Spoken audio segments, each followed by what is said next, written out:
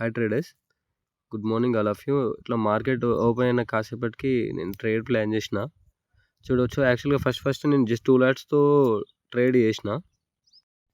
Profit వచ్చేసి 1000 దాకా అయ్యింది. ఇంకొంచెం టార్గెట్ కోసం వెయిట్ చేసిన. ఓకే, నేను అనుకున్నా 1500 వెళ్తుందేమో అని.